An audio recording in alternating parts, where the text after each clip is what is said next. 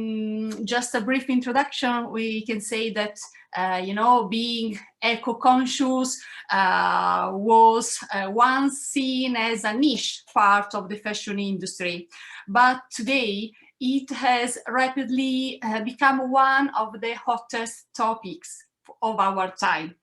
And so we see that from luxury fashion houses to fast fashion retailers and everything in between, more and more fashion companies are responding to mounting consumer interest to going green. So that's why we decided to talk about this very important topic today. But let's start. First of all, you know, I would like to do very quickly a framework. Where are we now?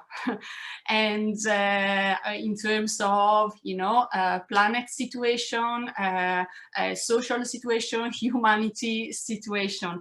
And to do that, I would like to share with you this very interesting slide that I borrowed from a presentation of Professor Widgecombe during a panel on circular economy. What is it? This slide has been called by the author the big acceleration. Why? Because since 1950, we had an enormous expansion in terms of both population, in terms of growing economies, and in terms of materials and energy demand. So what you see here in parallel, on the left, you see some of the main socio-economic trends, the topics that pointed in that direction, you know, to that enormous growing. And so you see, for instance, okay, the number of world population and the water use and the urban population and transportation. So you can see how the growth was faster, especially during the last decades. And what you see on the right, you see actually what actually has been the pressure on the planetary system, and also, of course, you see so the carbon emission and the marine fish capture, tropical forest lost, and so the result we can say of our actions during last just one century. And actually, what we can see is that there's a big tension between the human economies and the planet, and it is increasing. And so actually here I just recapped some of the main issues in terms of environment and you can say human challenges. We have the climate change problem, and we have the biodiversity loss, and we have the enormous use of soil, and so the erosion and nutrient depletion, and also other problems connected to pollution. And what else? And actually another very sad, we can say tragic thing is that, we can see the effect of this enormous climate change we are experiencing actually today, and we see which are the negative consequences of all these unlimited growth. because the climate change is not is connected, you know, to the livelihood of people, to their capacity to of subsistence. So climate change, worker conditions, livelihood, everything is interdependent, is interconnected. But what is the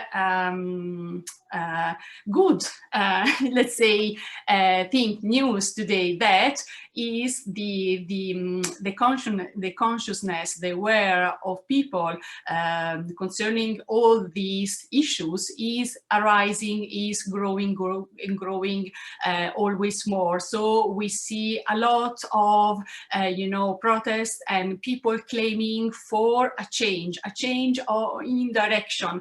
And what we see is that it is especially the young generation, the youth, that are really claiming for to guarantee, you know, a future, a planet, because actually if we are very close to the limit.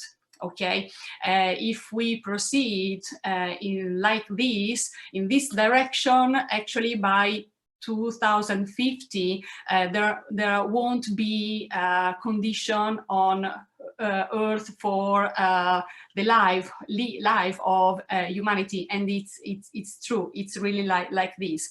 But you see, things are really changing, and they are starting from people. So what about the fashion industry? Actually, even though we have done some steps ahead forward, actually fashion industry is a big part of this problem, global problem, because probably you already know, fashion industry is the second most polluting and damaging industry in the world after oil. So so here what you can see is just, you know, a frame, a recap of the main negative impact of the fashion industry. When we talk about environmental impact, pollution, and unrespectable working condition. And the fashion industry has a very big impact throughout its supply chain.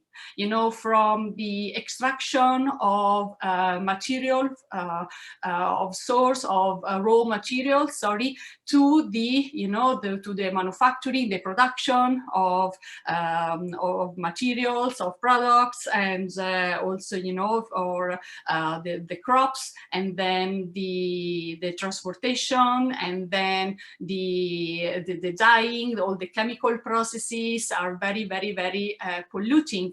So, and we are stressing, the fashion industry is stressing the planet, especially for the big amount of water that it requires during all this long process.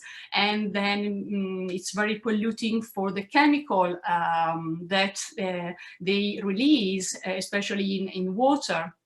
And then for the high amount of CO2 emission produced during all the process, and also during the transportation. And then it's an issue of energy consumption.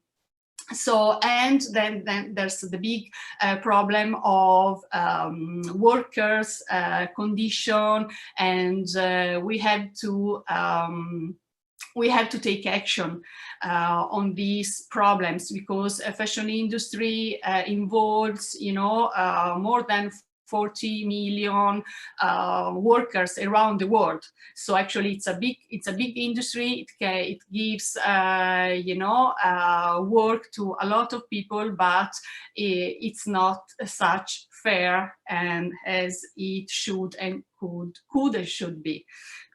So, but which is the other problem of the fashion industry? So it's very impactful along the supply chain, the production chain, and but we have also a big problem in terms of waste of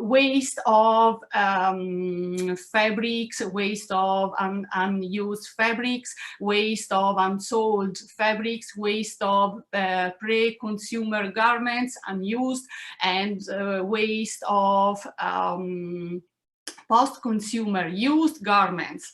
And because a huge number of clothes end up in landfill every day.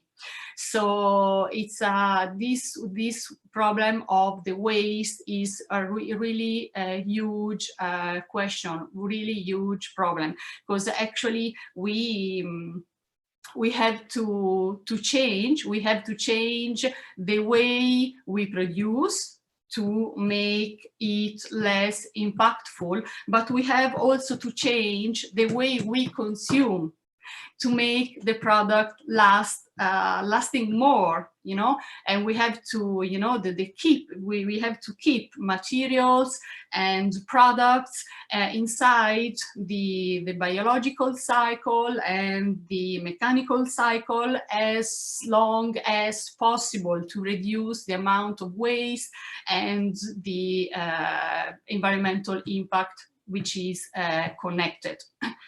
So, well, a good news is that also fashion consumers are raising their awareness concerning sustainable issues, problems. And why that? Because actually now the technology, the internet above all, allows everybody, you know, to be informed, to gather informations, to be aware of everything. And so it means that brands can no more hide the way they act.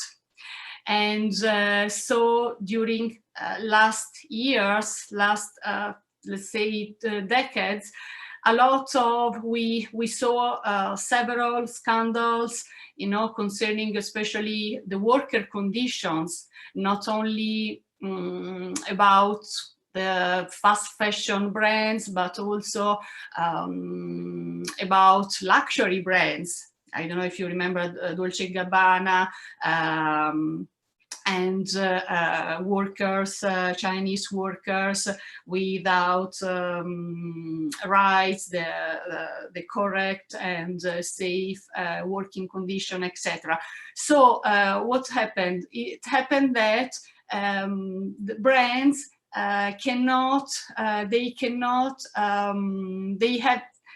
they have this new big risk in terms of reputation, no, that they cannot allow to, because it will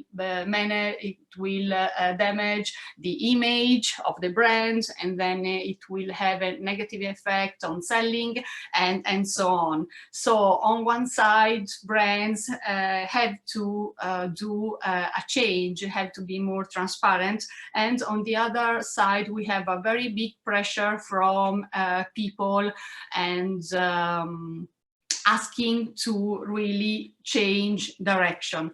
So fashion business models is broken, and we urgently need to find alternatives. And and which can be, you know, an alternative. As I was saying before, we need to change the way we produce and we consume. So we have to rethink the whole process, from design to retail to selling. And so we have to rethink the whole process. We have to refuse what we recognize as something which is not fair, which is not correct, which is very impactful, and we have to repair and reduce and reuse and recycle. What we mean? It means what I was saying before, that we have to, you know, try to extend the life of materials and products, because it will really affect positively the footprint, the negative footprint that we have produced so far. So it means that we have to change as consumer in the way we consume, we use the products, and companies has to change its model, the way they produce. It's something that, you know, has to come from both sides. And actually this very huge increase in consciousness of people is pushing companies to give an answer, to change direction, even though it's not enough, but the consumer has a very high power. So, what about consumers when we come to sustainable fashion? Who are these consumers?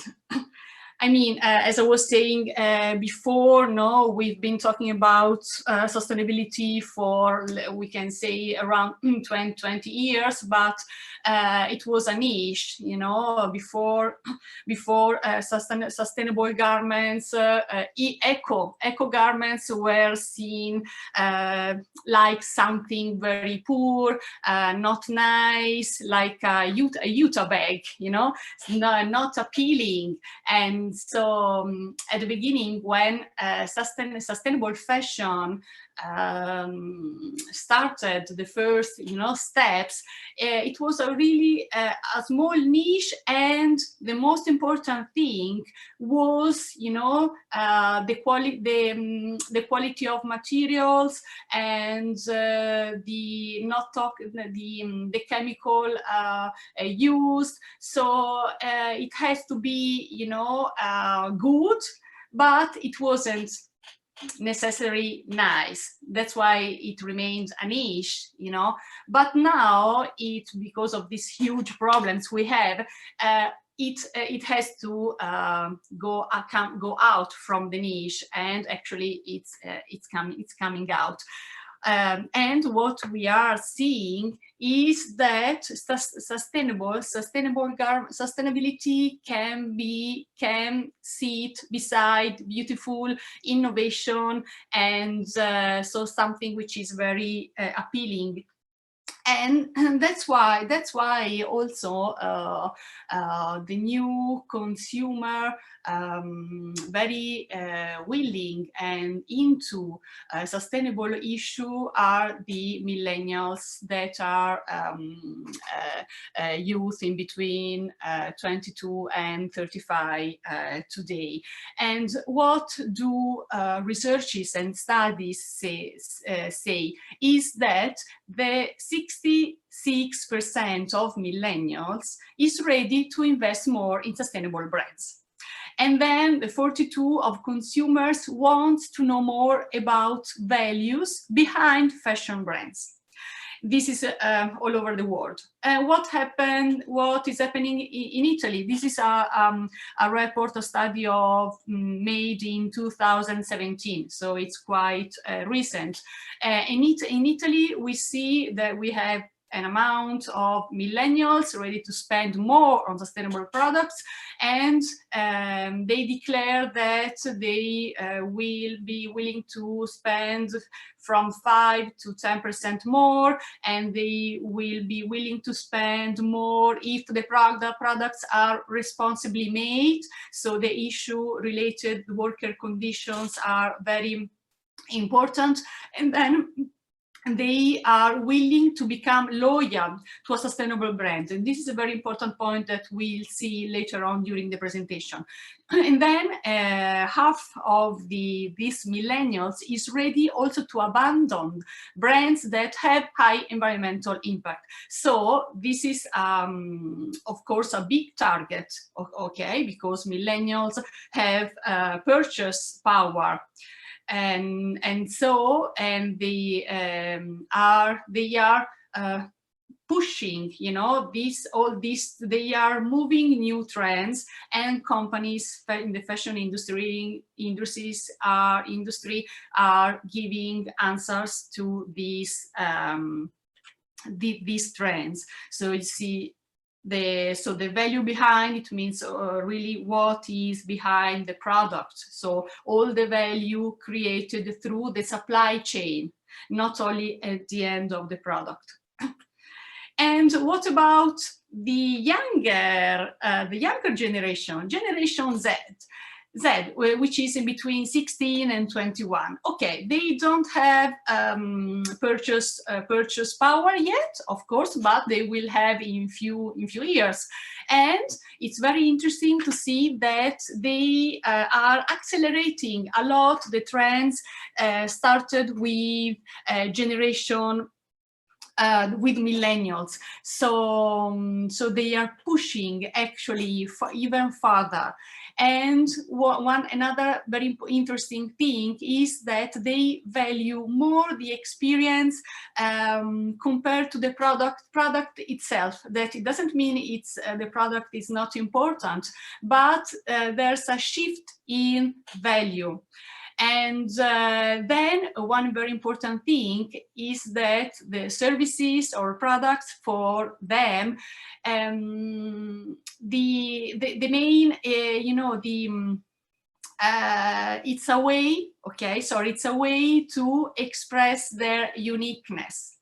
And then they require a very high customization, and we see lots in brands now this trend to personalized garments, product, and services, and they want to be part of the creative process of the brand.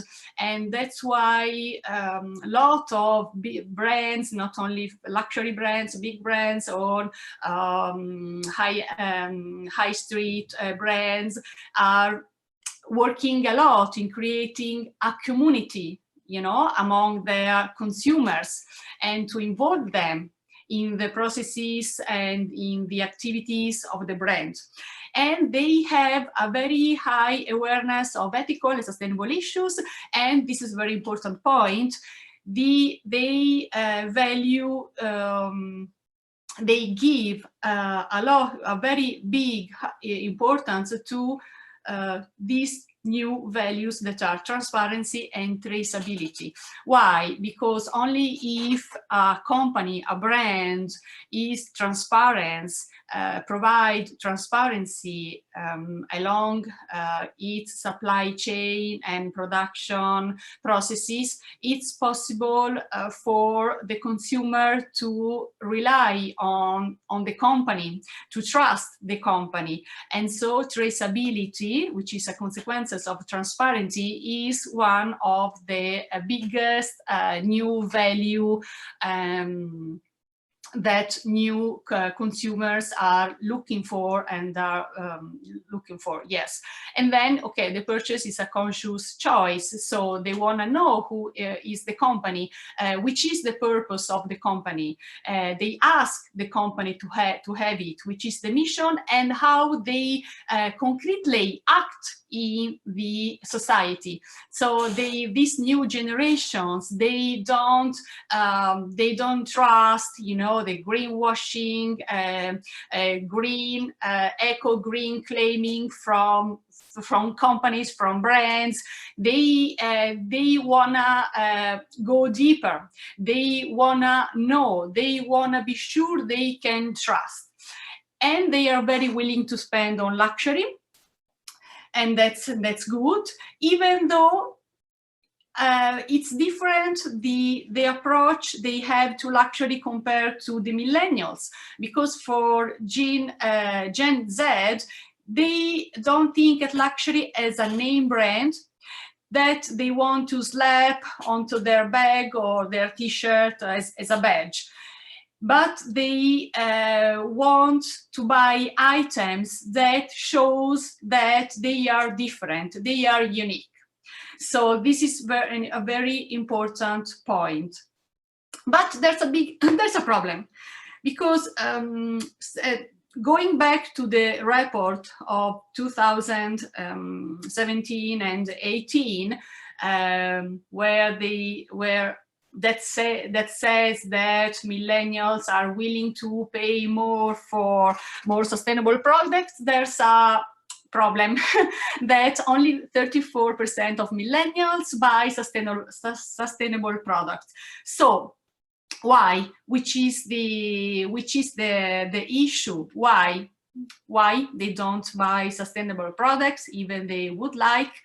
Because brands are not offering products aligned with consumers' lifestyle, and moreover, brands' communication doesn't carry reliable information about sustainability.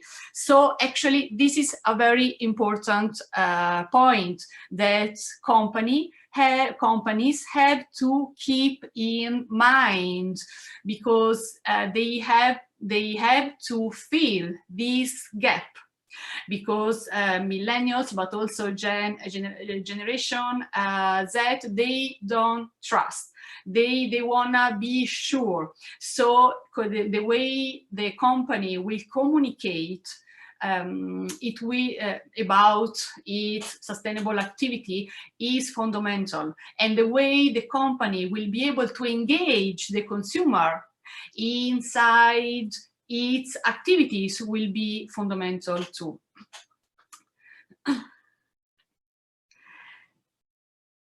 And so what is needed?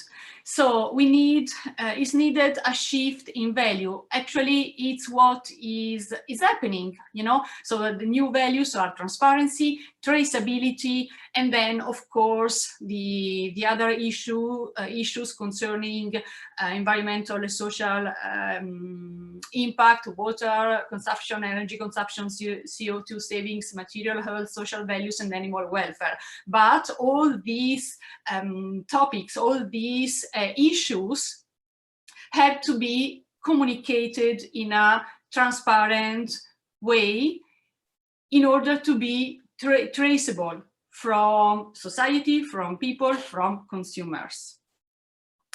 And this is very interesting to see. This is a very recent research, okay, by McKinsey company of last year, and they did a research to see how the behavior of consumers has changed during the pandemic crisis, especially relating the sustainable issues.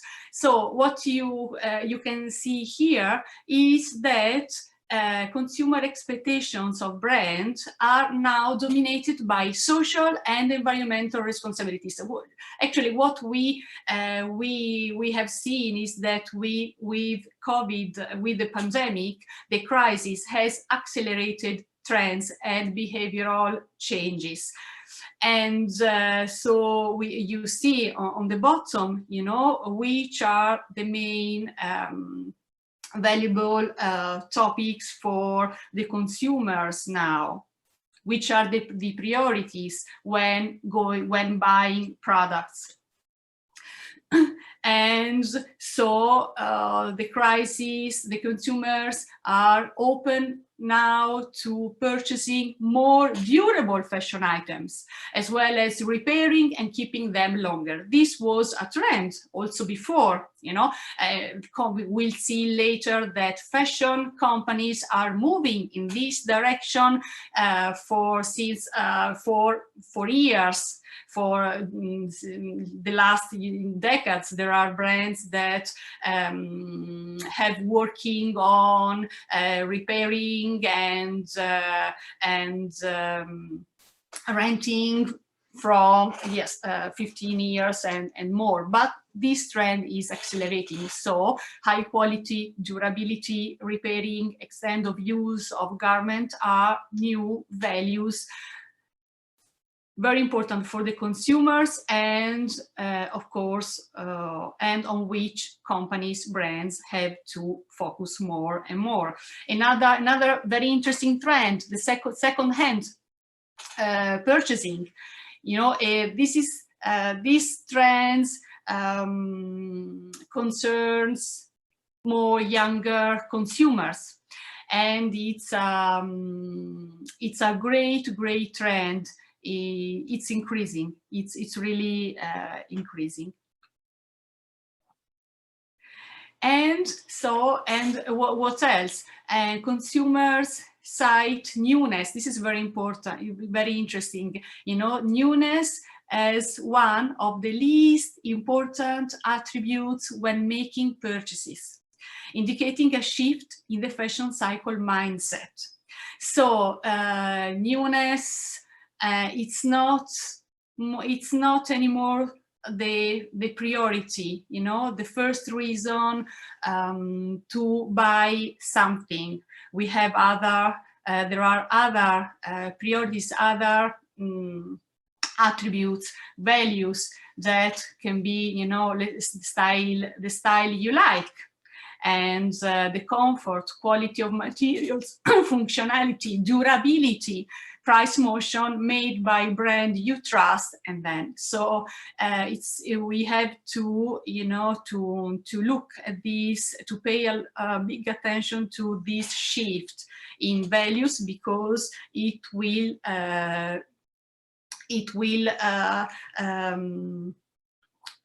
you know, create a shift also in action and in purchasing. And when we talk about these values, it's important to say, as I wrote here, that they have to be incorporated in the product and the processes. And that's only in this way the new consumer will really trust the company, if all these values are incorporated from the design process to the final product and retail. And what about retailers?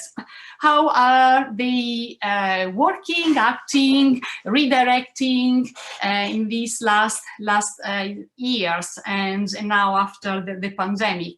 It's very interesting to see that actually we, of course, the key purchasing drivers haven't changed. I mean that nobody will buy a product that is not nice, is not beauty, is not comfortable, is not performing. So for sure, we are talking about fashion products, accessories. They have to be beautiful, okay, well designed. So this is for sure. This key purchasing will never change, okay? Nobody will buy something today only because it's sustainable. It has to be beautiful, well designed, it has to be high quality, high performance, and then you can add sustainability, no, as a value. So and brand needs to deliver, you know, a story, to tell a story about their sustainability, but moreover, they have to show how they act according this story. And the fact that retailers are moving to the sustainability direction, it means that they are capturing these new trends. they see which is the new market, the youngest market, and they are moving in that direction. And for instance, this is our research of an article of Business of Fashion, released in 2019, so maybe some data may not be updated, but it gives a very interesting overview. So Selfridges says that 50% of the products they sell will be better for people and the planet by 2022. Or then Galeries Lafayette showcases products following some environmental, social, positive criteria inside Go for Good initiative. And Farfetch hired its first head of sustainability last year, so in 2018. And Net-a-Porter, we know they launched their sustainable initiative in 2019, and also Zalando is moving faster in the sustainable direction. Okay, they wanna reduce the amount of not sustainable material used, and they are increasing the number of luxury, sustainable luxury brands inside their website, and the aim is to reach 100% of sustainable luxury brands. And so ASOS and YOOX. Caterina, I see you coughing. If you want to go for water, don't worry. We Oh, can wait for you. Sorry. We're here for you. So, sorry. Yes, you're right. I have here. I forgot. So, thank you, Jamie. So does sustainability sell? There's another study, very recent, of McKinsey and Company, that say that yes, actually it will sell. And in the next 5 years, buyers are expected to double their total spending on sustainable products. And then there's the issue, of course, to communicate efficiently this direction. And Europe is a front runner in that. And sustainability has to be put, as a priority, as we said, throughout the value chain of the company, transparency and traceability. And it's very important retailers are interested in partnership when it comes to sustainability. But everybody needs to find its way, because today there is not yet a winning model to copy. So partnership is very, very, very, very important now more than before. Only because it's something really new for everybody, for companies, for associations, for organizations, for governments. The only way to really create a concrete change is to collaborate. This is a key word, and for sustainable fashion industry, not only, and the consumer is part of these partnership and collaborations. So another trend, a new behavior, is the e-commerce, and we see from a report that is growing faster than the traditional apparel, 4 times faster. So, and this is very new. I mean, we always had, e-commerce, we always bought and resell garments, but now it's becoming a trend, and in some cases part of new business models. And here you can see how the second-hand market will increase during next years. And you see on the bottom of the slide some of the marketplace and website doing, the resale of sometimes also luxury garment, like the real. And another interesting thing, data, is that the second hand will be larger than fast fashion within 10 years. So you see, we are moving from products to more to services. We are running out of time, Jamie. I have to run. Yes, that's correct. So we'll allow you some minutes to catch up with your slides, and okay, when you're done, I'm happy to take over. Okay.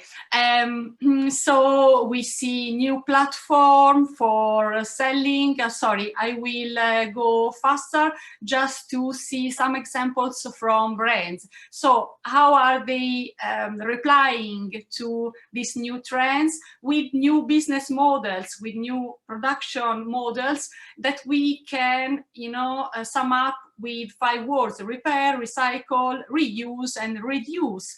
And it will change, it will affect positively, you know, the footprint changing in this direction. Patagonia, of course, you know, is has been one of the first, more than 10 years ago, working in this direction.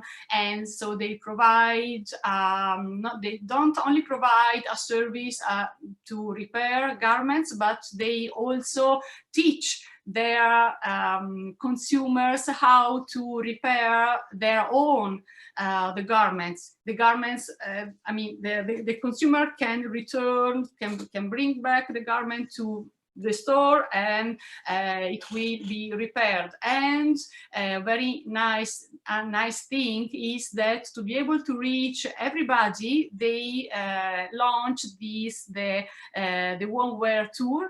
And so a tour, a van where people can repair garments and learn how to do at home. So this is a new concept, no? I mean, a brand, a fashion brand, a big brand, is saying that better is better than new. Repaired is better than new. And another interesting thing in this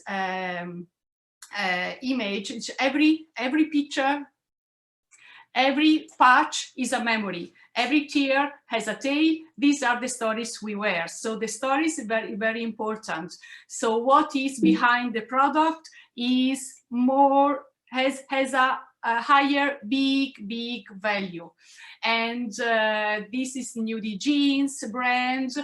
They also provide they repair old jeans, and they offer the consumer like a discount when they return jeans, denim, and they use the used garments to create new garments.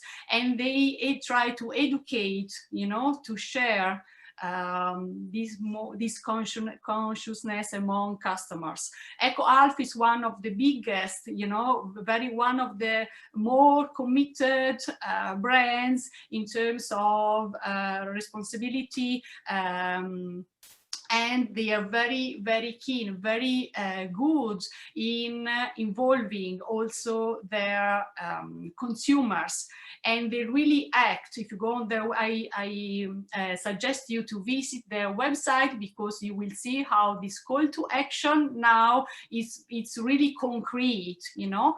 And Caterina, before you head into recycling, I'm going to be asking everyone that is interested to ask you some questions to do so for yes. Q&A, because we are going to be jumping into the questions in just 2 minutes from now, Caterina.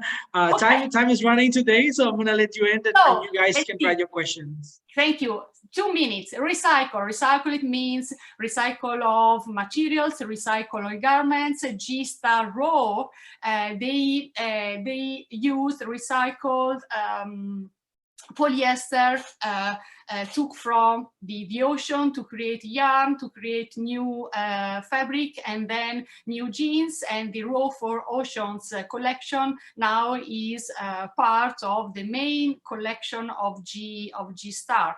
And then we have another example, which is Renew. They keep back Aileen Fisher garments, they destructure them, and then they create new garments in the Renew collection. And Another example is a Philippe Paquet, upcycling, another example of upcycling, but I wanna, I'm going faster because I would like to arrive at reuse. What does it mean, reuse? It means extend the life of the product, and not only like the real selling new used luxury garment, but also, as Patagonia was saying, try to buy less, no? And so have more attention to qualities. Here you see how many brands are going in this direction to sell their their used garment, and so they have a vintage collection inside their main collection. And reduce, I want to arrive here, probably you know this one, Patagonia, when in 2011 they published on the newspaper, don't buy this jacket, because even we have never forget that, and anyway, any kind of production has an impact on the environment. And so also Black Friday, they are going to boycott Black Friday day during the year. And what about people? Okay, what about people? It's another very important, and you probably know the campaign Who Made My Clothes, which is moving people all around the world to ask safe and fair conditions for workers. But how can a consumer trust brands? What I suggest you have to read the label, look the certification, get informed, and then ask questions. But certifications are not sometimes enough. It's really hard to understand very well them from a consumer point of view. So now we see very interesting, way as a QR code put on the label of the garment, that if you scan it, you see all the processes, all the steps that behind the product that have brought to the production of the product. So it's they use the blockchain technology, and it's a very immediate, easy way for the consumer to know what they are buying. And how to share new generations' values. It's very important to create a community. Brands have to create a community, they have to involve, and they have to be inclusive. And this is Gucci with the platform Equilibrium, and all the brands are really working in creating community to social network, Instagram, Facebook, or and using also conferences, educational activities, and volunteering activities. And as EcoAlf is saying, it's time to act now. Okay, we have the technology, we have innovation, we have best practices. We have to act now. We all have need. But what we need actually to really make a change, first of all, we need a new leader, a new sustainability leader. Javier Goyeneche is the CEO and founder of EcoAlf, and he's an example in this direction, because we need new leader with a wide vision, long vision, comprehensive vision, and we can see that the leadership he has shown has been essential for the company's success. So I stop here. Caterina, thank you very much. Thank you so much. Shall I stop sharing, Jamie? Yes, you can stop sharing. Thank you so much, really, Caterina, for having us today. We are having now a short Q&A with you. I'm sure that many of the students that are watching us today are interested to ask you some questions. So I'm really happy to answer them. We have some in the Q&A. If you guys have some questions to ask, please go ahead and put them on the Q&A. Caterina, we have a question from Salome. She's asking, what do you think of greenwashing, especially when it comes to fast fashion brands such as Zara, Uniqlo, etc., that they try to meet those consumers' expectations? What are your thoughts on this greenwashing?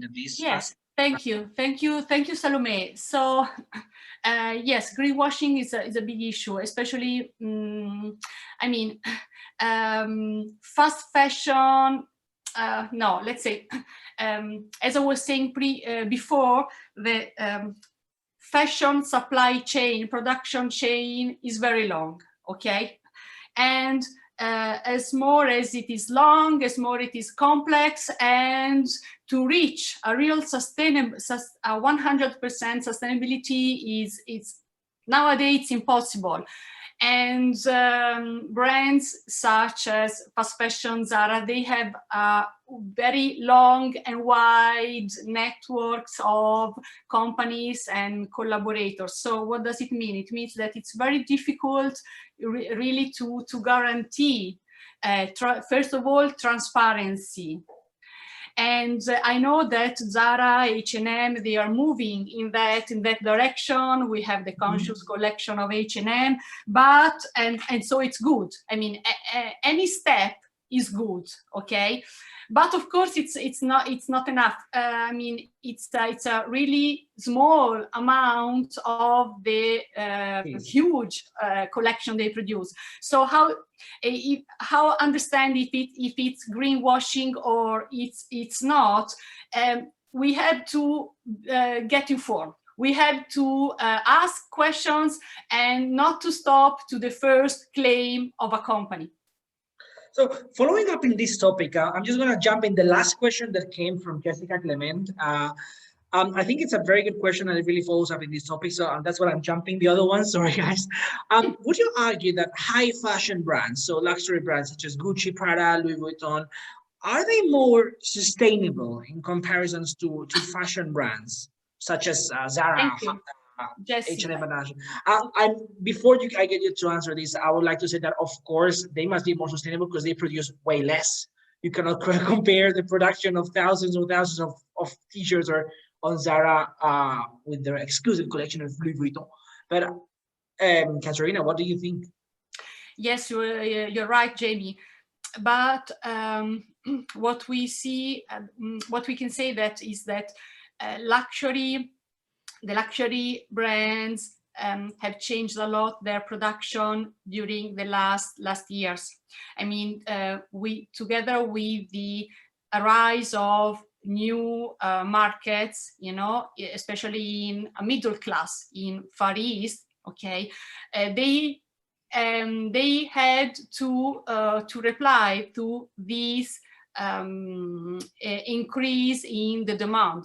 Okay, because there are more people with more purchasing power.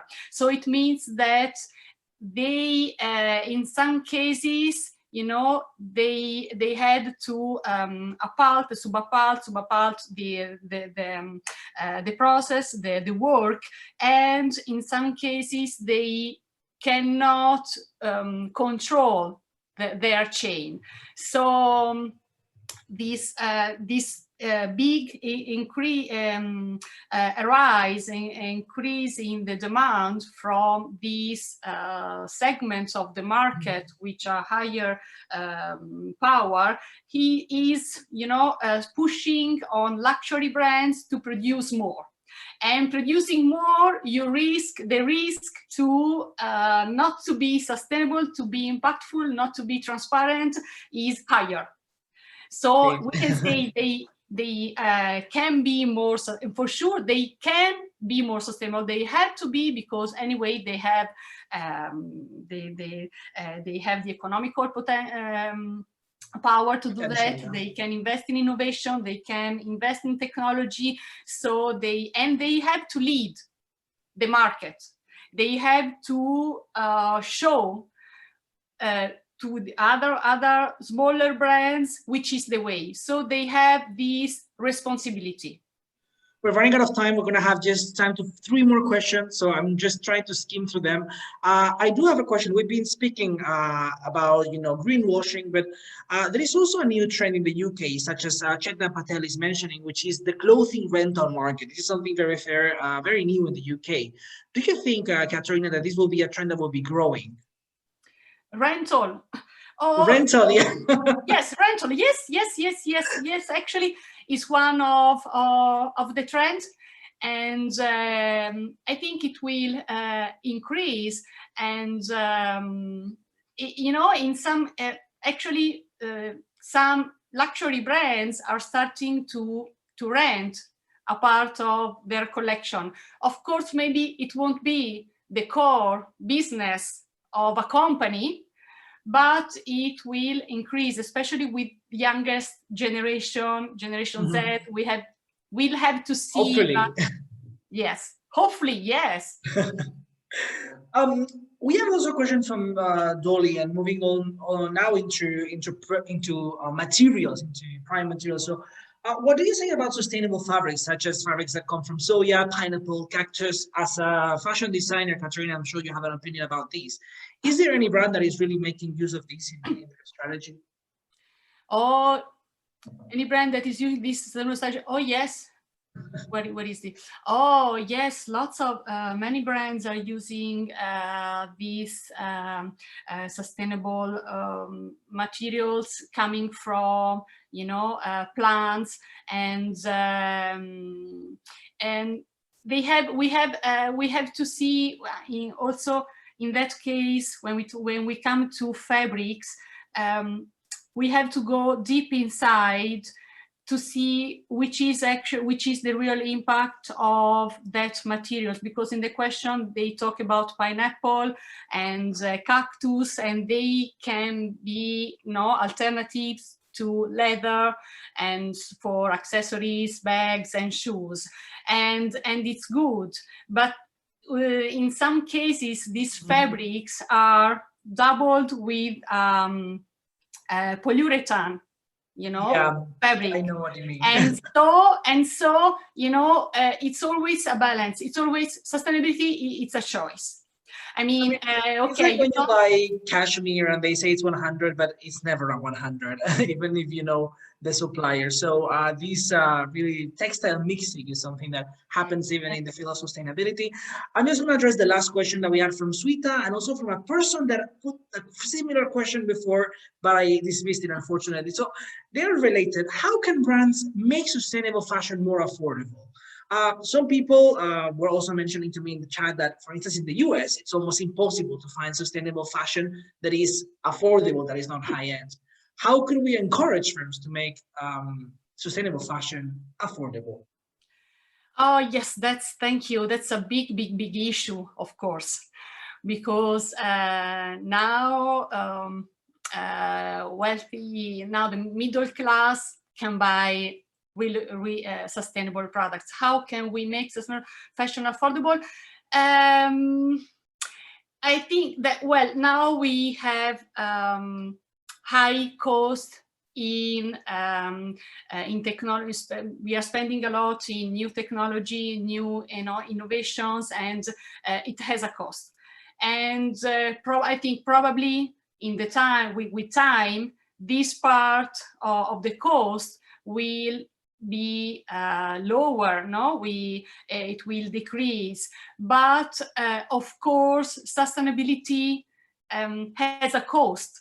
I mean, it's in terms of economical cost.